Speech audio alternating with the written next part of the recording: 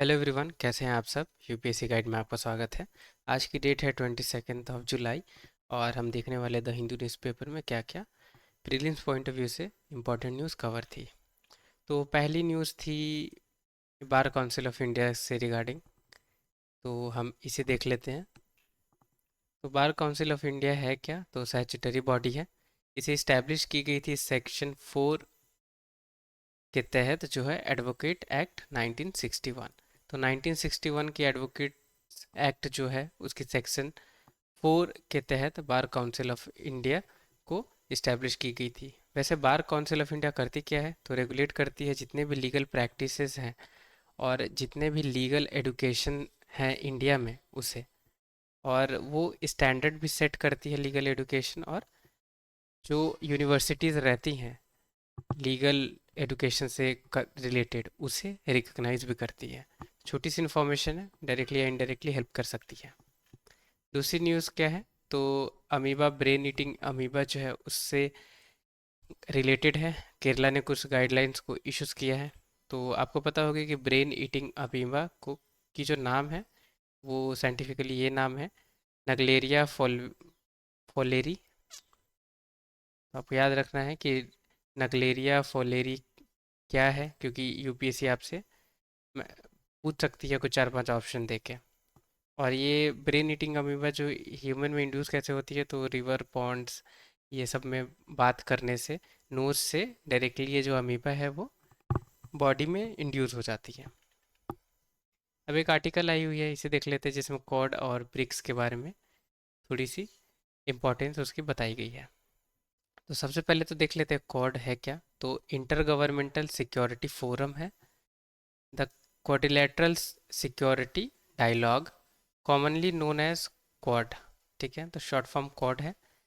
It is a strategic security dialogue between Australia, India, Japan and United States. तो आपको याद रखनी है कि ये सिक्योरिटी डायलॉग है किस किस कंट्रीज़ के बीच है, तो ऑस्ट्रेलिया, इंडिया, जापान और यूनाइटेड नेशंस के बीच में है। ये डायलॉग कब इनिशिएट की गई थी, तो 2007 में इनिशिएट की गई थी। जापानी प्राइम मिनिस्टर जो थे, जापानीज प्राइम मिनिस्टर, तो उनके द्वारा ये 2007 में ये डायलॉग को इनिशिएट किया गया था। पर 2017 में आसियान की जब समिट हुई मनीला में, वहाँ ये चारों मेंबर्स ने मिलके दोबारा ये क्वाड्रिलेटरल जो सिक्योरिटी फोरम है इसे दोबारा इस्टेब्लिश किया। वैसे ये क्यों लाई गई है क्वाड, चाइना की जो मिलिट्री को काउंटर करने के लिए और जो चाइनीज़ डिप्लोमेसी है उसे वीक करने के लिए क्वाड को लाई गई थी। कौन सी रीजन में, तो इंडो पैसिफिक रीजन में। अब हम ब्रिक्स के बारे में देख लेते हैं। तो ब्रिक्स क्या है, it is an intergovernmental organisation.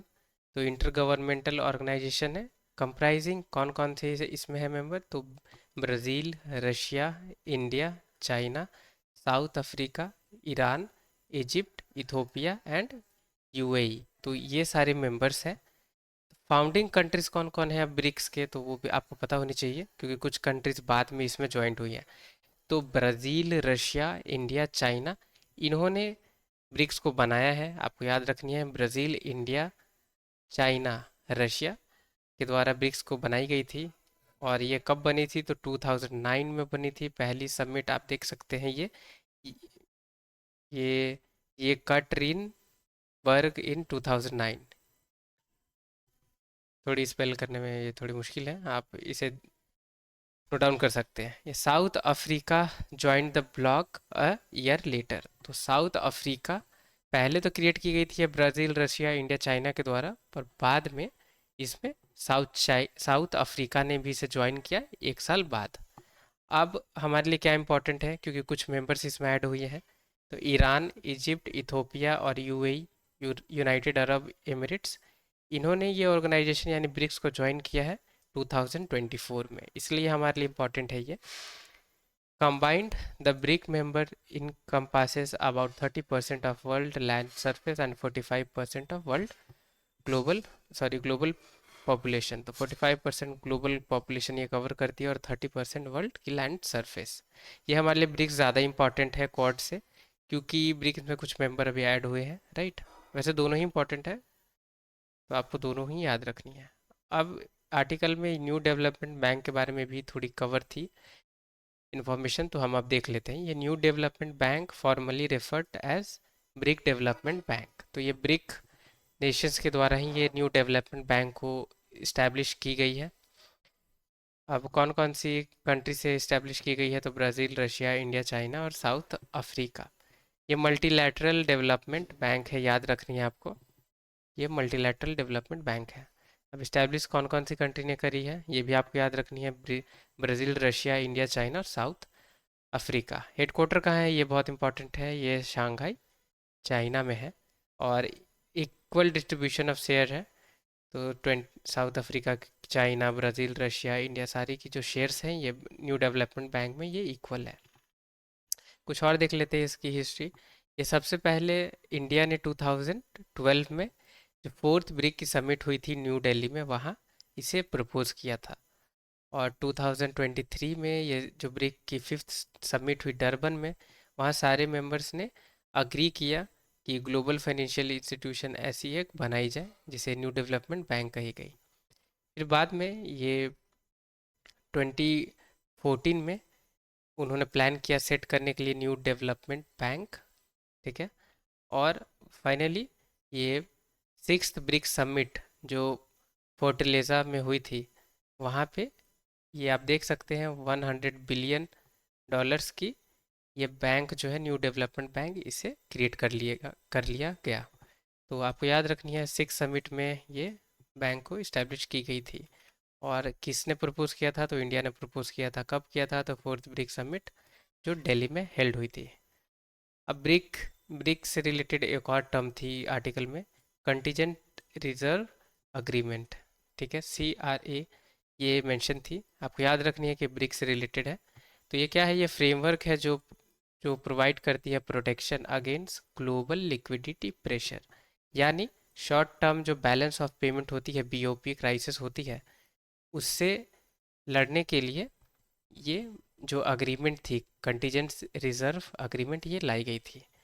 और ये compete करती है वैसे इंटरनेशनल मॉनेटरी फंड से। IMF, आपको पता होगा कि ग्लोबल अगर क्राइसिस होती है, बैलेंस ऑफ पेमेंट क्राइसिस होती है कोई सी भी कंट्री की, राइट, तो IMF से वो कंट्री मदद लेती है, उनसे फाइनेंस करवाती है ताकि उनकी बैलेंस ऑफ पेमेंट जो रहे कंट्रीज की, वो बैलेंस हो जाए। तो अब ये ब्रिक्स ने लाया क्यों था ये कंटीजेंट रिजर्व अग्रीमेंट, ताकि उन्हें ईजिली जो लिक्विडिटी है उन्हें प्रोवाइड हो पाए, राइट, और थोड़ी अच्छी और कम रेट में भी प्रोवाइड हो पाए, क्योंकि IMF वो पैसे जो फाइनेंस करती है उसकी उसे सॉरी उसकी इंटरेस्ट भी लेती है, राइट। तो इसीलिए ये IMF की एक ऑल्टरनेटिव लाई गई थी ब्रिक्स के द्वारा। अब ये बागमती रिवर के रिलेटेड न्यूज़ थी, क्योंकि बिहार के CM ने अभी कंसर्न दिखाई है, क्योंकि ये जो रिवर है बागमती, ये नेपाल में, राइट। तो वहाँ क्योंकि वहाँ अगर वाटर फ्लो भरती है तो वो कहीं ना कहीं बिहार को इम्पैक्ट करती है फ्लड से।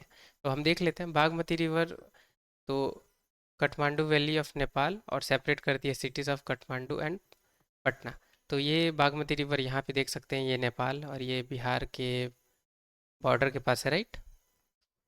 अब देख लेते हैं कि ये रिवर बागमती रिवर है, ये कैसे इम्पैक्ट करती है बिहार को।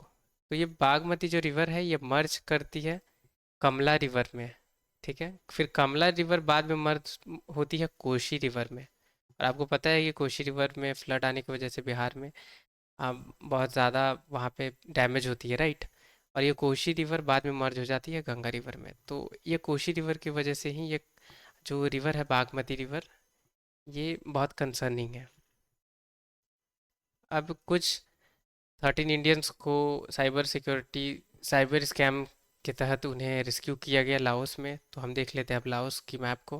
तो ये है लाओस कंट्री, हमें देखनी है कौन कौन सी कंट्री से लाओस की बाउंड्री शेयर होती है। तो ये है चाइना, ठीक है। तो चाइना से होती है, वियतनाम से होती है, कंबोडिया से होती है, थाईलैंड से होती है और म्यांमार से होती है। ये कंट्रीज आपको याद रखनी है, ठीक है।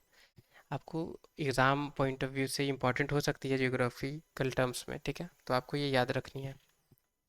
अभी अजरबैजान ने अभी कुछ प्रिंसिपल पीस के लिए कुछ डॉक्यूमेंट अभी प्रपोज किया है आर्मेनिया के साथ, तो वो हम देख लेते हैं।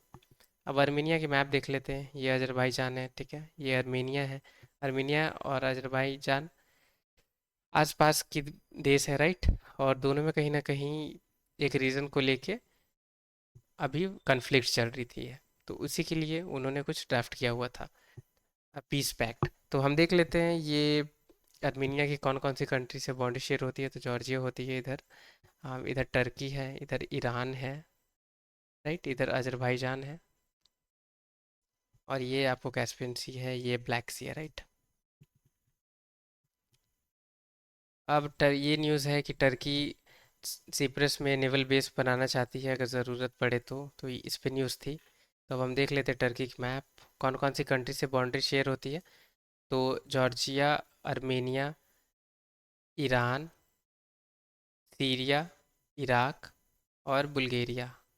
तो ये सारी कंट्रीज़ हैं, आपको याद रखनी है। ऊपर ब्लैक सी है, नीचे मेडिटेरियन सी है, और ये जो पर्टिकुलर कंट्री है यही है साइप्रस। कुछ और डिटेल्स देख लेते हैं जियोग्राफिकल टर्म्स में। तो लेक वान है टर्की में, लेक तूज है टर्की में, और पोंटिक माउंटेन्स है इधर, इधर टॉरस माउंटेन है, राइट। और यहाँ पे यूफ्राइटिस रिवर आप देख पा रहे होंगे, फ्लो होती है। और ये साइप्रस है, मेडिटेरियन सी है, सी ऑफ क्रेटिल है, ये एगियन सी है, ये ब्लैक सी है, ये सी ऑफ मरमरा है, ये बोस्ट ऑफ फोरस स्ट्रेट है। तो ये सारी कुछ कुछ डिटेल्स हैं। अब मलेशिया में अभी ऑयल टैंक में कोलिजन हुई है, उसकी रिगार्डिंग न्यूज़ है। तो हम देख लेते हैं मलेशिया कहाँ पे है। तो ये देख सकते हैं आप, कंबोडिया, और ये थाईलैंड के पास है, राइट, ये मलेशिया।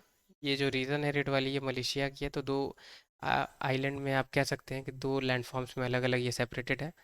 कुछ हमारे लिए इंपॉर्टेंट है, जैसे चाइना सी कहाँ पे है, सुल्लू सी कहाँ पे है, सेल्विस सी कहाँ पे है, जावा सी कहाँ कहाँ पे है, राइट।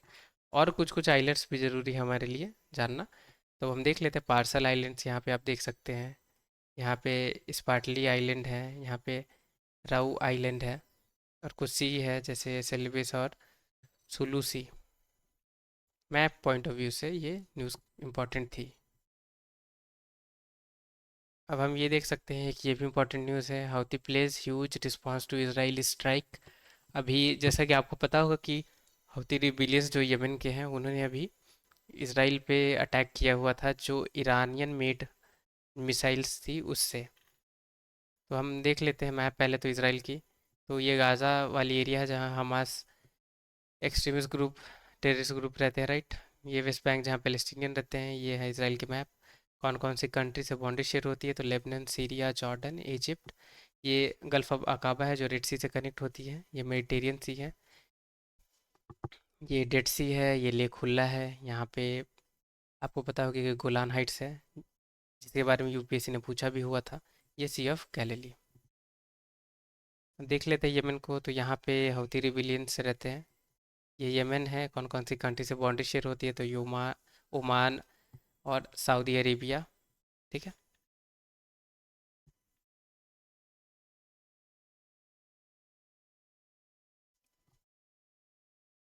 अब ये कुछ खास न्यूज़ नहीं थी, ये बस ऐसी ही थी, तो इसे कंसीडर नहीं करनी है, ठीक है। तो हम देख लेते हैं कुछ MCQ. Recently Piracicaba river was in news. Piracicaba river is located at, option A Brazil, option B Israel, option C Rwanda, option D Kenya. तो आप अपनी आंसर को कमेंट बॉक्स में आप मेंशन कर सकते हैं। तो इसकी जो करेक्ट आंसर है वो है ऑप्शन ए ब्राज़ील। ये तो आज ही की न्यूज़ में ये कवर्ड है, ठीक है। तो ये आप देख सकते हैं, यहाँ पे है ये रिवर, ब्राज़ील में है। कौन कौन सी कंट्री से बाउंड्री शेयर होती है। तो ब्राज़ील की यहाँ भी आप देख सकते हैं, मैं आपको एडिशनली बता दे रहा हूँ। तो सूरीनाम है, गुयाना है, वेनेजुएला है, कोलंबिया है, पेरू है, बोलिविया है, पुरुग्वे है, सॉरी पराग्वे है, और उरुग्वे है, राइट। और यहाँ पे अर्जेंटीना। आपको याद रखनी है कि इक्वाडोर की बाउंड्री शेयर नहीं होती है ब्राज़ील से, बाकी ये तो मोस्टली, और चिली की नहीं होती है, बाकी तो कंट्रीज़ की होती है, राइट। तो ये जो आप देख रहे हैं, ये इमेज यही आज की न्यूज़पेपर में अवेलेबल थी। तो यहाँ पे थोड़ी सी अभी फिश की बहुत ज़्यादा यहाँ पे मौत हो गई है। कुछ इन्वायरमेंटल कंटेमिनेशन है उसकी वजह से। ये क्वेश्चन है, port Hodeidah is located at which country? Option A Philippines, option B Yemen, option C Israel, option D Iraq. ये भी इंपॉर्टेंट है, आपको पता होनी चाहिए। तो आप कमेंट में मुझे इसके आंसर बताएं। तो इसका जो करेक्ट आंसर है वो है येमेन। ये क्यों इम्पोर्टेंट है? क्योंकि ये आज ही की न्यूज़ में है, जहाँ ये देख सकते हैं आप, होदेदा यहीं पे पोर्ट है जो अभी येमेन ने अटैक किया था इसराइल पर, राइट? तो रिटेलिएशन के लिए अभी इसराइल ने ये जो पोर्ट है होदेदा, इसे अभी अटैक किया है। क्वेश्चन देख लेते हैं, lake Sevan is located at which country? Option A Russia, option B Belarus, option C Ukraine, option D Armenia. तो आप आंसर अपनी कमेंट बॉक्स में बता सकते हैं। तो इसकी जो करेक्ट आंसर है वो मैं आपको बता देता हूँ, ये है अर्मेनिया। अब ये भी क्यों जरूर इंपॉर्टेंट है, क्योंकि आज ही की न्यूज़ में थी, राइट? तो यहाँ पे आप देख सकते हैं ये है लेक सिवान, क्योंकि अभी अजरबैजान ने कुछ प्रपोज किया है अर्मेनिया के साथ पीस के लिए, इसलिए ये भी न्यूज़ रेलिवेंट है। ये भी इम्पोर्टेंट है, recently Arrow 3 missile was in news. Arrow missile belongs to which country? Option A Russia, option D India, option C Philippines, option D Israel. तो आंसर को आप अपनी मुझे कमेंट बॉक्स में बताएं। तो इसका जो करेक्ट आंसर है वो है इसराइल। अब ये भी क्यों न्यूज़ में है, ये इम्पॉर्टेंट न्यूज़ के हिसाब से और प्रीलिम्स के हिसाब से, क्योंकि यही एरो 3 मिसाइल से अभी इसराइल ने अभी ये जो सी पोर्ट है इस पर अटैक किया है। तो आज के लिए बस इतना ही। Thank you so much video को वॉच करने के लिए। अगर वीडियो पसंद आई हो तो लाइक ज़रूर करें, और चैनल पे नए हैं या अभी तक सब्सक्राइब नहीं किया है तो प्लीज़ चैनल को सब्सक्राइब करें। टिल द टाइम के लिए take care, have a great day ahead.